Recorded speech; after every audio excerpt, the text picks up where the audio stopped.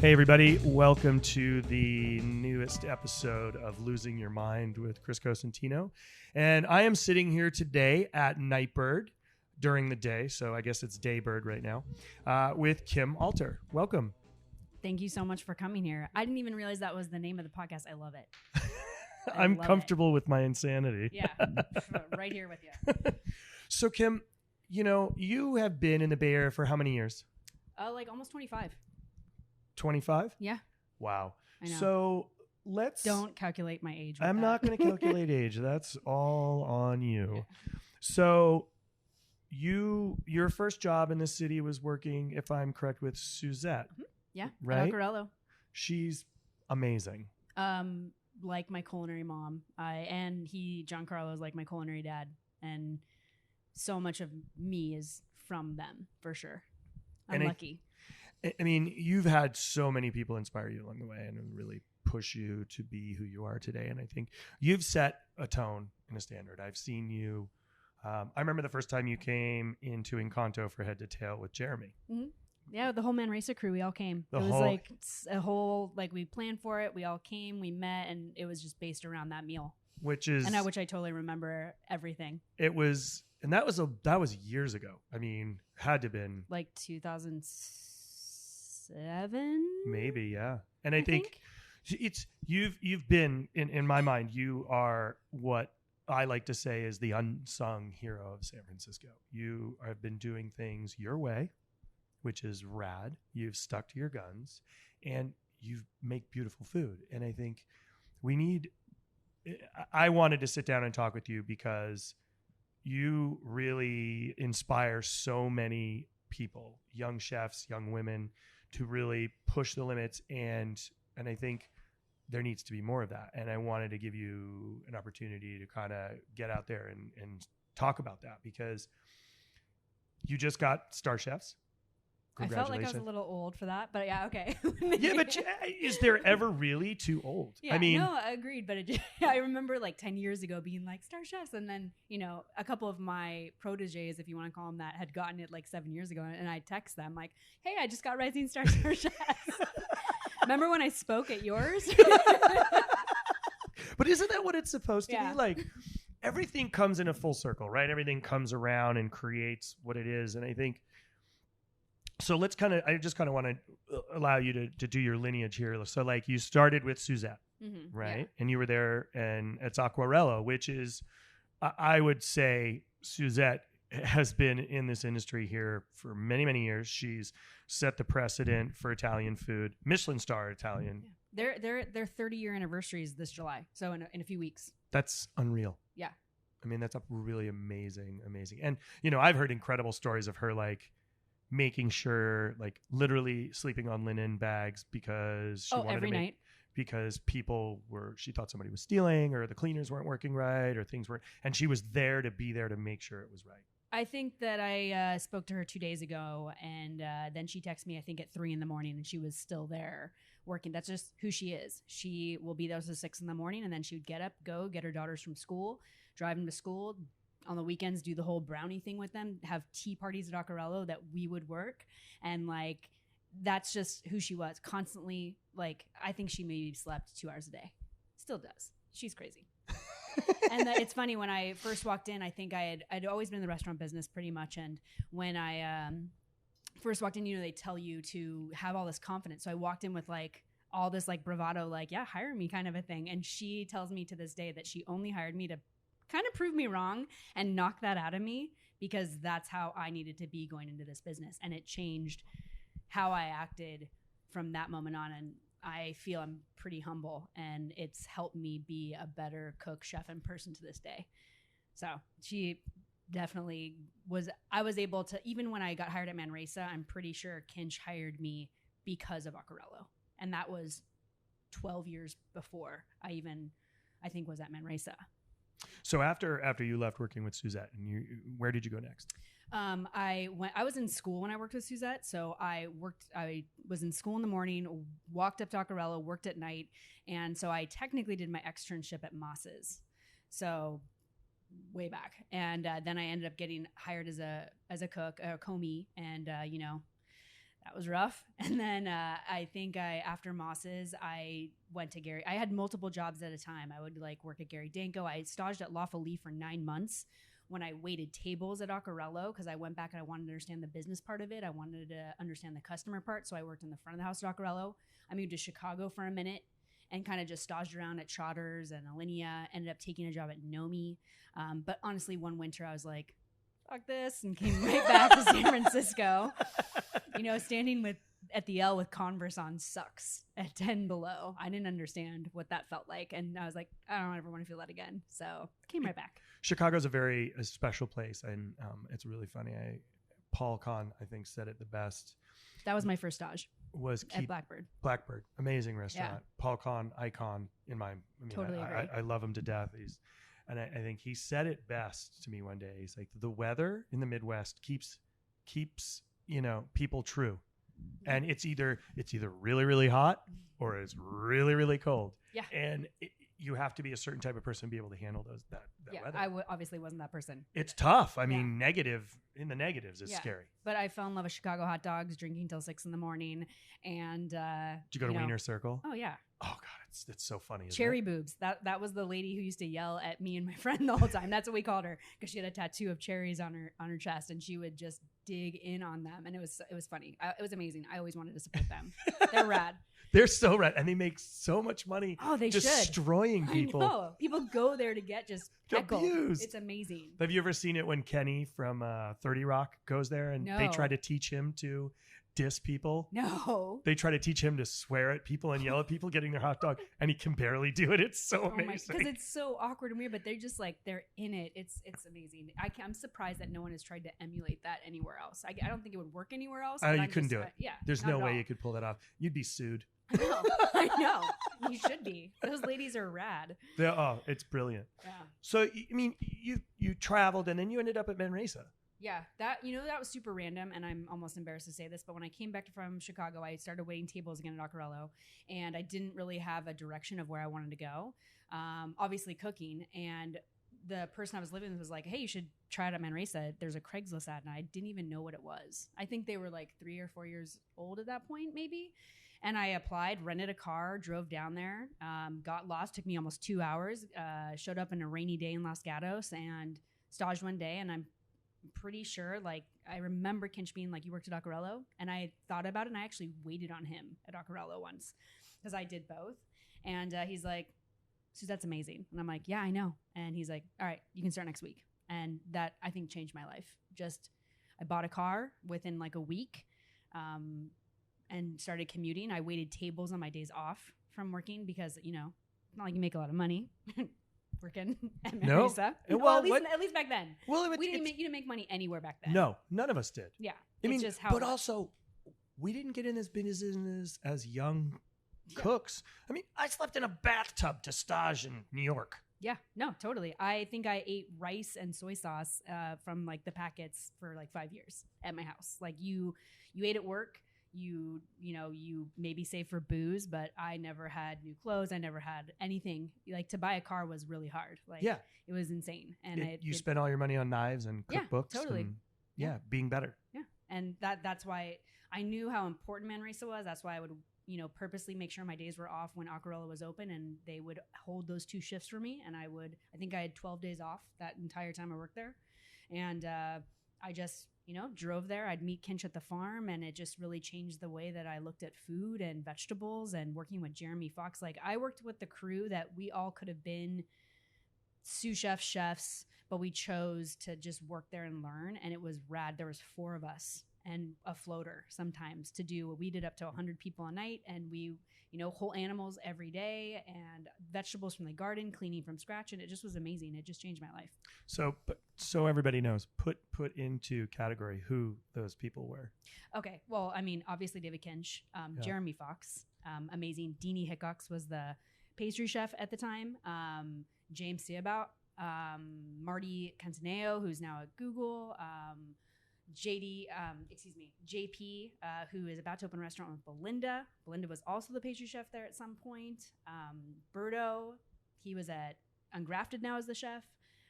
Zach Freitas, and Johnny Madriaga. I mean, that was our crew, and it was amazing to be able to work with them and, learn from the person next to you. Like, that's always important. Whenever I talk to my cooks and whenever I think about when I was a cook, you're learning from the chef, obviously. You're learning from your sous chefs, but you're learning from the people next to you. You're learning from the dishwasher. You're learning from the cook. You're learning from the commis. And if you can't, then you need to start growing and evolving. But you just need to make sure that people you surround yourself with are the people who are going to teach you too. And I still look at that when I hire cooks. I'm like, I want to learn from you. Teach me something. I'm obviously going to teach you something, but you got to teach me something too. Yeah, it's a bigger picture. Yeah. And I that cast and crew that you worked with down there, I mean, everybody's doing incredible things. Yeah. And they're rad people, and you're all still friends. I mean, you guys all were just down there helping at Birdie's, which was Birdie amazing. G's, It was amazing. I am so excited for him. Me too. And you know what? I really don't think I've seen Jeremy happier, and seen his wife and his daughter like there, and being able to cook for them and see it come to life was so amazing. And if I ever open another restaurant, which I don't know if I want to, I'm going to do it the way they did it. Bring in friends, christen it, like really just get everyone excited and like just create that environment that why restaurants are there, It's a conviviality piece. Yeah. It's for family. It's for friends. It's for all the bringing like happiness to people. That's what restaurants are. So do you have the golden spoon? I still like 10. No. Well, we do know, I mean, come on, you did have Gavin Case in there, and he's notorious as the spoon thief. He was the initiator of it, so it's his fault. I just, wanted to make sure that I got enough to supply at my restaurant. Jeremy texts me after he had no idea, and he's like, "You're a savage," and I'm like, "I gotta be the best, Jeremy. Come on, I gotta make a splash." I love it. We had a great meal just recently down at Rustic Canyon right before Birdie G's was opening. Oh, Rustic Canyon is so good. I always compare it's like Ubuntu but with meat. Yes. Like it's funny because at Manresa, Jeremy was always like the meat guy, and then I know he went and opened up Ubuntu, and it was like that's another place that I was lucky enough to work at, pretty much with the same crew who was at Manresa. Yep. And just be able to really apply everything you think about meat and animals to vegetables, which are just as important. There's so much to utilize on every piece of the vegetable, and it takes so long to grow like a radish. So to just throw away the tops is just dumb. So it's like, how can we get that interesting, and how can we make it cool to like make someone want to order it? Would it just be something that would normally be thrown away? So just changing your thought process, that was a really, again, eye-opening experience, and I'm lucky to have worked with them and to be friends with them.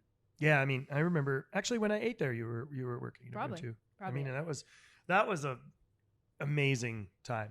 Yeah, the Bay Area for sure. It was a game changer. I mean, it was a very hard time for. Definitely super hard for Jeremy. Not only, I mean, there were nights that not only, which him and Deanie have definitely openly talked about, like their marriage, but also Napa didn't really embrace them. Like no. It was like sometimes we do 4 covers a night, and it'd be really weird, and we'd just be like, "This shit's amazing. Why aren't people like coming here and supporting this?" And then definitely. Even after I was talking about Jeremy, we were talking about how when I was at Birdie's, how the New York Times piece, he was like, it's going to change things, and things creep. It doesn't just happen like all at once, and that's how it was with Ubuntu, and then it was just an explosion, and then things changed. And it is an explosion. Yeah, and an explosion. Yeah, exactly. Exactly. I think that's you've been fortunate enough to be surrounded by these great people. Yeah, you guys call upon each other all the time. And I love that it's like a band of you. Yeah. And that's special. There's not a lot of that anymore. That's what bums me out. That's what I want my cooks, and I want other cooks now to have. And I hope it's not a generational thing. I hope that people realize that like what you learn physically in the restaurant is more than you can learn from Instagramming, and you know what I mean? And the relationships that you're going to bond with the person working next to you, and what they're going to bring to your life later on when you're going to need to lean on them, whether it's because you're having a mental breakdown or you don't know how to make a béarnaise sauce, whatever it might be, that they're going to be there for you.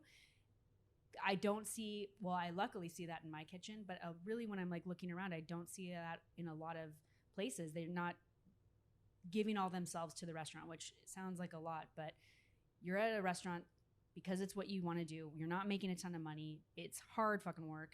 there's so many things that you lose out on, but in the end you gain so much by the relationships that you give and the things that you're giving back and the education that you're getting from the places that you're at. And I just hope that there's like some kind of like break in this cycle that's happening right now, and the young cooks realize that you need to work hard and there is a reward at the end if you do.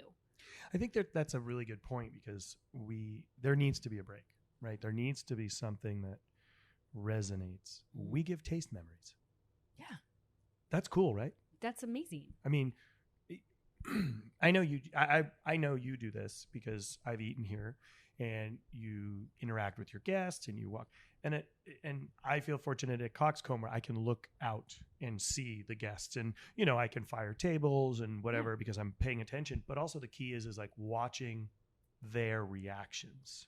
Right? It's so good. I make my cooks run food so they can understand what they're doing. They're not just a machine in the back of the house like cooking a piece of duck perfectly. They are making someone change their thought process on how that duck tasted, or celebrating an anniversary or a proposal or whatever it might be, and they get to see that. And I think that's hopefully a reason why cooks stick around here a little bit longer than other places, because they feel a part of it.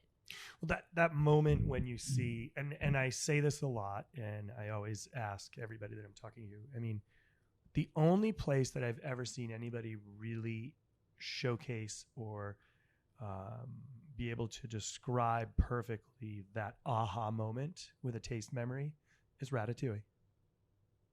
The Disney movie? Yeah. Mm-hmm. The moment when the food critic tastes the Ratatouille and his mind goes backwards. And you see it. It's like a movie. Mm-hmm. It's like a movie reel. Oh, it's like a movie reel. It's and it goes back to black and white, and he's sitting there with his grandmother. Yeah. Those moments when you see the guest have that reaction, it's incredible. Yeah. No, totally. That's what it's all about. We're in an industry of instant gratification for us as cooks and chefs, and ultimately as a chef, I like to say that I'm just a glorified dishwasher. Same. And we're very fortunate that we have this. Like, everybody needs to eat. We're always going to be able to make people smile. Yeah. And it hurts when things go wrong. I can remember moments, even dating back to Accarello, of when I did something wrong or disappointed or sent out something that came back. That sticks with me forever. Here too, if you read a bad review, if something comes back not cooked correctly to somebody, it sticks with me. It's bad because I'm holding on to maybe things that affect my personal life or my mental state, but that's how much I think all of us really care, because we don't want to disappoint. We're here to please and make people happy, and to not be able to do that even to one person, for me, it sticks with me for a long time, which I need to learn to let go. But that's what makes you drive. Yeah. That's what makes you push to be better. Yeah. And I think that's an involvement of a cook to a chef, is understanding that we have to push to make everybody happy. And it is personal for us. Everything we do is personal. Yeah. Like, this restaurant is you. Yeah. No, I mean, yeah, my mom made the drapes and the napkins, and, I painted. And I mean, I think almost same with you. You can hear your story through your food. Coxcomb's amazing. In Cantu, I remember the dishes, the plates, the looks of everyone's face that, I worked with on a day-to-day at Manresa when we were eating there. And that's a memory that will always be with me. And you gave that to us. So, I mean, I hope that I have done the same for people here, because that's kind of what we have in the end, right? Memories. And yeah. And I'm lucky to have, been on that journey with other people in restaurants. And most of my happiest times are in restaurants, whether it was working or eating. It's where we spend our time. Yeah. I mean, the whole concept of family meal, this really has become your family. Oh my God. I was just saying last night that we bought a house a few years ago, I think, around the same time that we opened the restaurant. And we spend way more time here at the restaurant than we do at our house. And I look at my house and I'm like, oh, but I need to do this. Like, there's always something that comes up where we're always kind of applying it here, but we do spend more time here. So we want it to be comfortable. We want it to be inviting. And that's what, that's what we do every day. So you've been doing some really fun stuff. I mean, you have a beautiful setup up front with honey. You have that beautiful comb set up, which is awesome, by the way, the way it's laid out. It's the best honey I've ever had. We work with Terry Oxford. She's an amazing beekeeper. She's really a bee activist in the city, and I've learned so much. And it's, food and climate and San Francisco community. It's all tied in. It's all tied in. What we do, farmers. I mean, I go to the farmers market every day. I see you. We see each other. That's actually like our fun time, I think, when we all get to see our friends. Exactly. It became almost, I think the farmer's market almost became social hour for a while. It got to be too much, where it would be like, okay, I'm going to the market. It's only going to take an hour. And then 3-4 hours later, you're like, oh shit, I got so much work to do. I know. Sometimes when I'm really in the weeds, I'm like, okay, I got to get there at 7, or I got to get there later because I can't stop and talk to every single person, or I got to skip that one farmer because they're going to talk to me for 2 hours. So you just, but it's the fun part, but it is all tied into each other. And we just, like with the bees, just need to be responsible. And I think as chefs, we've all become almost activists, not only in trying to teach the younger generation, but also like make our community better, make everything better. And it's hard because there's just a lot of work that needs to be done, but I'm glad that our voices are getting louder and we're, being able to be heard more. So you just recently you've been doing some fun travels, and you went to Dubai? Yeah, Dubai was crazy. It was amazing. Those are definitely the perks of this business, is that you can travel anywhere and you can relate somehow to somebody, and you get to learn and see something different, and just walking through and seeing all the spices. And I was lucky enough to be able to do it with 2 other chefs, Jamie Bissonnette, who is rad, and same with David Glacia. Rad. He's actually going to come here and do a dinner in a few months. Oh, nice. Yeah, I'm super stoked. But just to be able to and you bond, and you carry that bond from the travel, from the experience, from the food, eating mutton brains and on a paper plate at 11 o'clock in Dubai.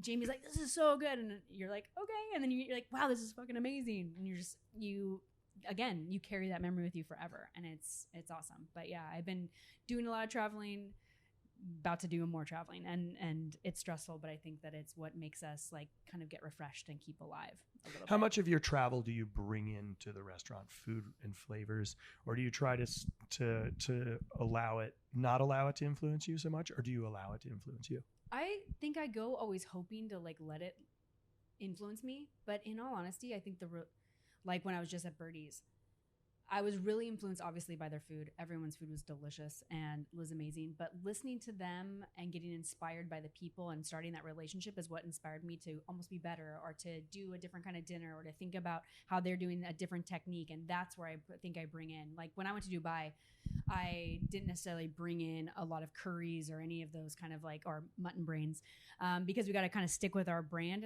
in a sense. But we bring in little spices. I brought some Dubai honey in, some beautiful peppers, and tinker that in with the California food that we do. But I think honestly, it's the experience and the relationships with the people that I'm traveling with that really change it. I mean, it might, it's interesting because everybody learns in a different way, right? There's people who learn visually. There's people who learn by reading. And I think one of the interesting things of travel that I've always found is maybe it's a way that they serve, or a visual that you see, or a vessel that's the coolest way to present tea. I've never seen that before. And those are always, when I went to Japan, it was, okay, I wanted to learn how to cut fish properly, and how can I use that technique in the form that we are here. Same. I think that's the because you don't want to, you want to be true to your own self. Yeah. And I always, get scared when you're, we were talking earlier about, before we were being recorded, about, about some stuff. No, but about, what it was like when we were growing up, and you had cookbooks, but not these beautiful cookbooks with the pictures, and you didn't. No, you had to read them. Yeah, you actually had to read. Yes, there was no pictures. You had to maybe cook the recipe and see how you liked it, and then you got to alter it. And it was definitely a different way of learning that people learn now. And I think that, I don't know, it's just, for me, I'm very much like you. I never wanted to read a cookbook and then just steal a recipe, because I wanted, be somewhat original and unique. And I think it's getting a little bit harder as this industry progresses. But when I do travel, I'm the same. I'm like, look at that beautiful cup. That's amazing. How could I make something that would fit my color palette, or fit a cool tea or a broth that we would serve in between a course, and try to apply things I learned that way, so it still stays me. I just want me to be me. And that's, I think, like I said earlier, that's what has defined you. You have stayed true to you. And that's what's been fun. I mean, I think you mentioned something earlier, and you said it very casually. You've always tried to be very humble. And for years, to be really honest, you and I never spoke. We would always pass each other because we both were just like, look, as loud as I am, I'm pretty fucking introverted. Like, I like to hide in the corner. Like, I'm comfortable with that. Well, and I also looked at you as like a famous chef. Yeah, but I'm not. I'm still the fucking stinky guy. Even before TV, even before anything, like when I went to a Cantu with like, Jeremy and them, I'm like, oh my God, it's Chris Cosentino. Yeah, but that's not me. It's a celebrity thing that you have in this. When you see the chef come out from the dining room, they're like, oh, that's the way I felt when I was younger. And I think it's been interesting because we've always crossed paths. We've always been around each other. Yeah. And I think you've always had an air of confidence, but yet at the same time been humble, like you said. And I think that, and it's like, I'd much rather hide out in the friggin' kitchen all the time. And same. And it's like, there's always the conversation with your son, chef, can you? And it's like, isn't it weird that everybody's first name is chef when you go to an event? Yes. Everyone's turning, looking around the whole time because you're so used to be calling chef. Like at Birdie's, everyone was like chef, and then like 7 of us would turn around and be like, yes? Oh, you're not talking to us? Okay, no problem. Yeah, you're talking to Jeremy. Yeah, exactly. Oh, the real chef? Okay, sorry. Yeah, it's somebody, it's funny to me that's the norm, right? Mm-hmm. You know that other than doctor, it's the only... Oh, yeah, right? Doctor, yeah. chef. It's like, hey, oh, wow, you have the same name as I do. Chef, hey, nice to meet you. That's ironic, God. And I look at it as a whole, and I just think about, like, we're all buying from the same people. We're all walking in the same circles. But what's been great is you've defined yourself in your own way. And it's been really fun. And you're having a good time. And it's always beautiful and always delicious. And I think you've set a precedent for young ladies, for young chefs to really think about, okay, this is the product. This is going to be treated beautifully, and do it well. And it comes from, your background, what you've set yourself to do. I mean, you obviously have you worked yourself into the ground like a lot of us have. Yeah. I mean, I'm trying to, every time I see someone, I'm like, yeah, I see a light at the end of the tunnel. In 6 months, we're going to be good. And then 6 months comes. I think I said that right when we opened the restaurant. Yeah, in 6 months, I'm going to take a day off and we're going to do this. And then like 6 months came. I'm like, in a year, I'm going to be good. And I'm going to like take a day off and like hire a sous chef. And then, it just keeps getting pushed back. And I mean, a lot of that comes from love, but a lot of it also just comes from wanting to be able to support the people that are around me and make sure that they understand, like, I do this for them too. And, I want them to understand and learn. And it's hard. It's hard. It is. Lie. It's funny. You say the same thing I do. And my wife reminds me that I say that all the time. Ron all the time is like, I'm over here too. I'm here. And I'm like, I'm busy. Hi, honey. I see you over there. I'm waving. Yeah. I like get up out of bed. I'm like, all right, see you later. Like run here. Even though we work together, it's like still, it's hard. I always say, like, right now the restaurant kind of takes 85-90% of my time, and the other 10%, I would say 7 is Ron and Ralph, our dog, and 3 is me. And it's just like, that needs to change. And that's what I'm definitely striving to work towards, because I can't work like this for the rest of my life. I'm getting older, I'm not 20. And it takes its toll. Yeah. But I mean, I'm the only reason why I am doing it. Obviously I own a business and want it to be successful, but I don't want the cooks to have to work 15-hour days like I used to. They come in at 2, 1 o'clock. This week they're coming earlier because we're going to James Beard House and I'm bringing them with me. But are you going to close the restaurant? No, they are leaving Saturday night after service, so they can have Sunday in New York. We cook on Monday and then fly back Tuesday morning. Oh my goodness! I know, and I'm a dummy, and I accidentally booked their tickets at 11:30, so they need to leave the restaurant with all the product by 9:30. So I'm a little effed. I think in the second turn it's going to be me and a friend, and I hope that we can push out that food on Saturday night. Oh my God! But I thought it was important for them to experience cooking there. But it's I think that we as chefs, as owners, work hard, so then we create an environment that our staff is different than what we had. It's true. I think it's how many women do you have in your kitchen? They're all women. They're all women. 3 of us. Well, there's 3. 3 and me. That's awesome. And my dishwasher. He's the only gentleman, and he's amazing. We consider him an honorary female, but it's me, 2 lady cooks on the savory side and lady cook in the back for pastries. And it's been like that for over a year. That's awesome. Yeah. It's rad. And I don't know, it just happened. It's not like I am only hiring women. Women definitely, I think, apply more with me. When I talk to other women chefs, same. I don't know if it's a safety thing. I've heard that before, which is a little weird, but I just feel like women are drawn to work with other women. I didn't even think about it with Suzette. In all honesty, I obviously knew it was a woman chef, but it wasn't even a thought in my mind. So I'm hoping that's, when people apply here, it's not just because I'm a woman, but I think in today's day and time, it has a lot to do with it. But we would definitely take some male energy up in here. If you're looking for a job, I think that was your cue right now. Definitely hiring, always looking. No. I think we're all saying the same thing there. I know. It's crazy when you go to the market, like when we go to our social hour. The first thing that everyone says, it's complaint. You got any extra cooks? Do you know anyone?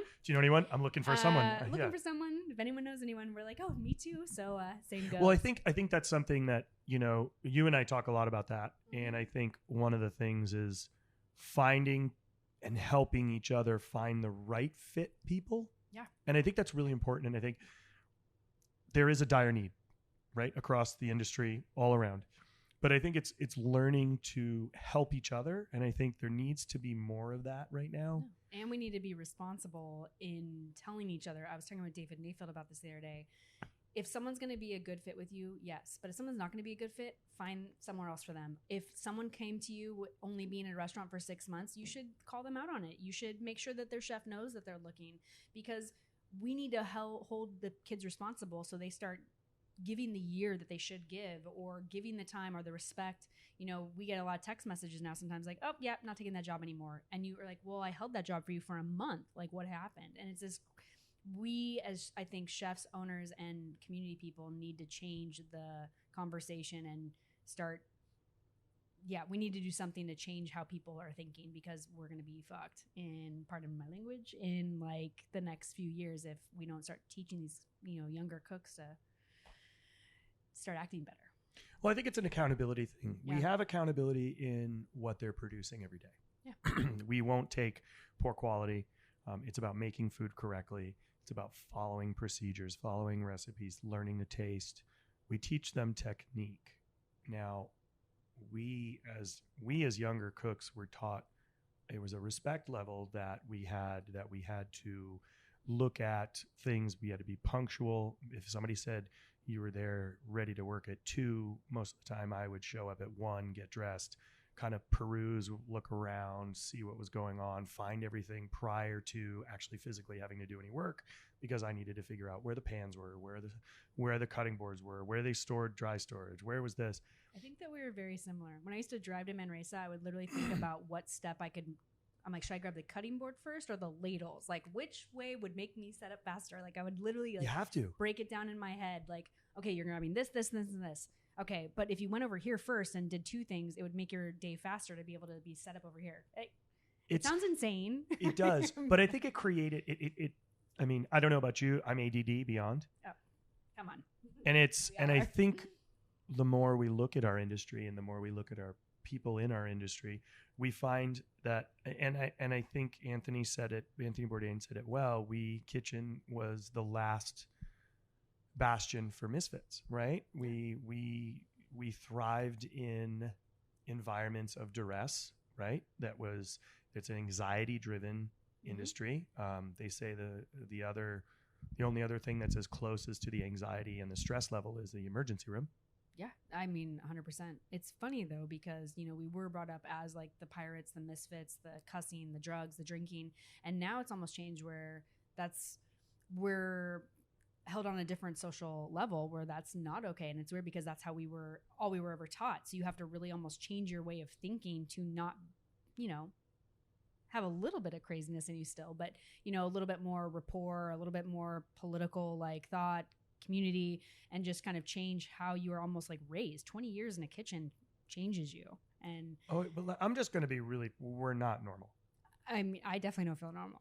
I think there's definitely, we're taught from the moment we work in a kitchen that verbiage is short, right? It's not like, hey, Kim, could you please pass me It's like duck now. This, but it's seconds. Okay, how long till plate? 2, 3, 1. Now. Like it wasn't about being mean. It was about timing. Yeah. And I always have compared that to when you see a surgeon and it's an emergency. The surgeon doesn't look at the nurse and say, "Excuse me, Nurse Cratchit, may I please have the C-clamp to stop this gentleman from bleeding out on the table?" Yeah. It was like C-clamp and the hand would go out. And it's about speed. And it was never meant to be disrespectful or unkind. It was about efficiencies of language to get the job done at a pace for perfection, right? And I think that a lot of that now is changed. I mean, it has to be, because it's misperceived, or and I'm just as fault. I would stand in the pass and yeah, I laugh now. Yeah, I'm like, I would sit there and I would just go like this. I was like, I would say the same word over until it appeared in the past. So if it was like, let's just use duck, it'd be like duck, duck, duck, duck, duck. And it would just go and get louder and louder and louder until it appeared, and it. But you got to get shit done. You have to get things done, but it wasn't the best way. It was like, and I think we have had to learn.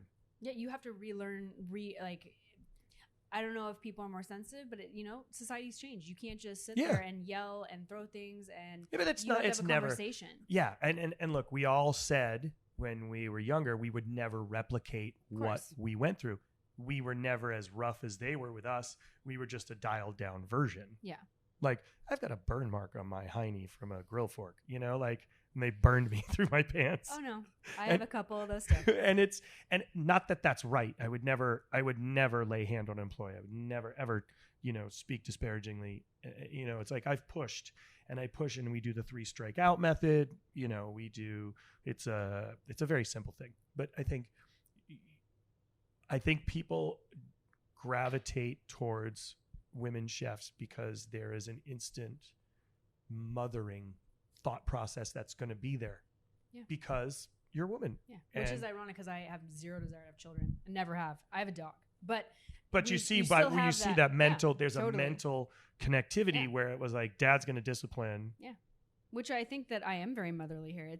We have a lot of conversations, and I don't want to say that just because my whole staff is women, but like we have 2 meetings a day where we talk about everything. But like when there's issues, we sit down, we get it out. We have like long conversations throughout the day to make sure everyone's on the same point. And it's sometimes exhausting, but it's good. And we all work well as a team together because of it, I think. Well, you've created a really special environment. And I mean, it comes through in the food, it comes through in the space. Thank you. And I think that's, like I said, you've set a precedent. You're beating to your own drum. And I think that's a lot of people can learn from that. I really appreciate you saying that. I always say that, when you don't get all the accolades or all the awards, sometimes you don't get all the cooks. Sometimes the team's sad. But in the end, having the support of like amazing people in the industry, I'd always rather be that person where people are like, why didn't they get that award? Than the person like, why did she get that award? You know what I mean? Like, so having the support and the love of people, like having chefs come in and eat and being stoked is so important and makes me feel very special and makes my team excited. And it, going to the market and getting hugs from people and just knowing that you have that strong community and respect is what drives me for sure. I think your awards are the smiles. Yeah. The awards are return guests. Exactly. My business is running and it's successful. And I think that that's a hard, and look, let's be honest, everybody gets hurt when, like, henceforth why they created the participation trophy in the world. I never want that award. But I think you've done so many fun things and you're continuing to push every day. I mean, you're going to go cook at the Beard House and then, it's a beautiful experience. Yeah. And I'm just excited I get to share that with my team, and, they've been looking forward to it and they get to like see it through cook's eyes, and I'm excited to watch them. It's awesome. Yeah. I'm so excited for you. Yeah. Super excited. And then, so you do the beard dinner, you come home. Yeah, I think I fly back on a Thursday. Then I literally pack up my car to drive down to LA to cook 2 dinners with Melissa Perillo for a Michelin event. And then I drive back up on Sunday, and then I prep for a few days, and I fly to Taiwan for 10 days to do 3 pop-ups. And then I'm back, and then it's just, go, go, go. I've never been away from the restaurant that much. I'm literally here like every day. So to be gone for we're closed for a week in that period, but 3 weeks is insane. I'm scared, but I know that my team is strong and they're going to be great, but it's just crazy to not be here when you're here every day, but that's part of traveling. And I think it's part of, a friend came in the other night, and I use this story a lot. And he was like, Kim, trying to change my thought process of, where this industry is going. But he's like, if you make the perfect sauce every night, but the world doesn't know about it, like how are you gonna get people to come in here? And it bothers me because it's like, I want to teach that cook to make that perfect sauce, but he's kind of right. Like you need to start getting out there and promoting yourself, because that is a big part of our business now. And that is kind of what I am doing in the next few weeks, and hoping that me teaching them to make that perfect sauce a few weeks ago sticks with them when I'm not here. It does. And I think, you showing them, and they're going to make a mistake, but then they're going to learn from that mistake and then come back, and they're going to get bummed out, and they're going to come back 10 times stronger to make that sauce the next time. Exactly. Because if you continue to do it every time, they're going to rely on you to be, you're going to be their crutch. The mom. Yeah, the mom, I know. right? And it's hard. And it's like, we all talk about that. Yeah. And that's a hard thing. Like, I go to the restaurant and I'm like, Dad's here. And everybody goes, okay, chef, this is broken. Can we get that? I know. Yeah, the toilet's not working. You're like, oh, rad. Okay, awesome. I'll go fix the that highlight right of my day is the toilet. There are roots growing into our toilet. Oh, isn't that fun? Yeah, isn't that crazy? I didn't know that. The drought, roots grow to water. And every month we have to take the toilet off and saw the roots off. No way. How crazy is that? See, ownership. And everybody says, I can't wait to be the chef. No, stay a cook forever. It's like, I was talking about that with Tracy Desjardins, and we were saying like those moments of cooking where it was literally like, it's mise en place, it's focused. Yeah. Your brain isn't jello. You're not scattered. Yeah. I think you're just in that moment. You're in the moment and living that moment and relishing in it, because when you keep saying, I was very, I'm going to be there. I want to be that. And then I'm like, be careful what you wish for. I know, right? See, I think I waited almost 10 years before I took a management position. Same here. I wanted to be, again, before Google dates myself, but like I wanted a cook to be able to come up to me as a sous chef and ask me why is it like that, and me to be able to answer it. So I just kept trying to learn and work at as many restaurants as I could, so I could gather that knowledge in my brain, so I could just turn them and be like, this is why you do that. This is why you cut that way. This is why you cook it that way. And I, again, hope that some younger cooks can take that thought process too, because cooking's the fun part. Cooking's like the time where you get to be with your friends and you get to cook and you are serious and you get to just like do what you love. The second you start getting up more and more, the cooking starts kind of fading a little bit. And you don't get to do the dance as much. Yes. And it changes, and it's still amazing and great, and we all still cook. Yeah. But it's just not the same. So like embrace it and like learn and work with your teammates and learn, like I said, learn from the dishwasher, learn from the commis, learn from the chef, and really gather what you can, so you are amazing. So what's next for you? What's next for Kim Alter? Sleep. After sleep. After sleep, I mean, in all honesty, we're in the process of expanding a little bit. We're taking over the space next door. I don't know. I definitely think that, to make money and survive in this environment like San Francisco, we have roots here. We have a house here. Ron was born here.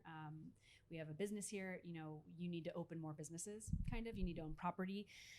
But the city makes it a little difficult. So I battle with myself all the time, and I'm probably going to get crucified for saying that. But like, it's really hard to want to keep giving when it's just so difficult for a small business owner in this city. And, I think we were talking with you about how amazing Portland was when you opened, and how the city made it so awesome and the community was so rad. And community's rad in San Francisco. I love Hayes Valley. 100%. I love the chefs. I love all the people who support, but I love my landlord. He's amazing. He totally like turned rent into investment when it took me 2 years to open because of permitting issues and construction problems.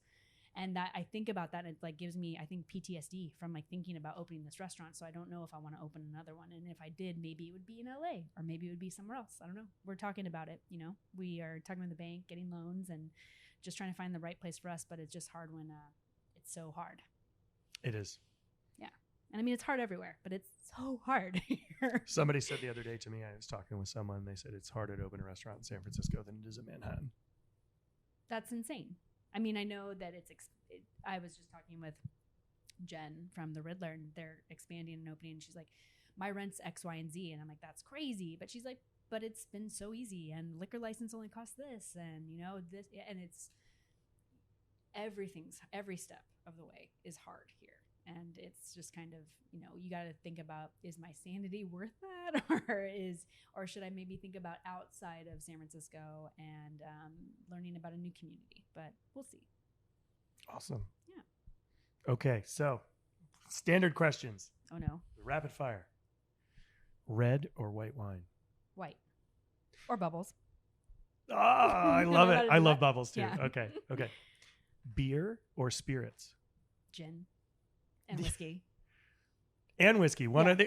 Well, I mean, it depends, but like, okay, steakhouse, gin martini, bar, whiskey, and a beer. Fair. Okay, nigiri or sashimi? Nigiri. Okay. Uni or caviar? Uni. Burger, taco. I'm not eating bread right now, but burger. Pepperoni slice or cheese? You know, pepperoni. Actually, I'm not even never mind. Pepperoni. Okay, hot dog or sausage? Chicago dog. That's it. I'm actually cooking Chicago dogs that I shipped out here from Chicago today for a photographer friend who's going to come and take a picture of something. I'm like, I have Chicago dogs. And he's totally like within 5 hours was like, okay, I'll be there. Oh, that's amazing. Yeah. Okay, chocolate or fruit? Chocolate. Really? Yeah. Well, I mean, okay. That is, I would never have expected that from you. Well, I mean, the fruit right now is amazing. And okay, I'm not eating sugar or gluten right now, which is brutal because of the cherries and the stone fruit and all the things.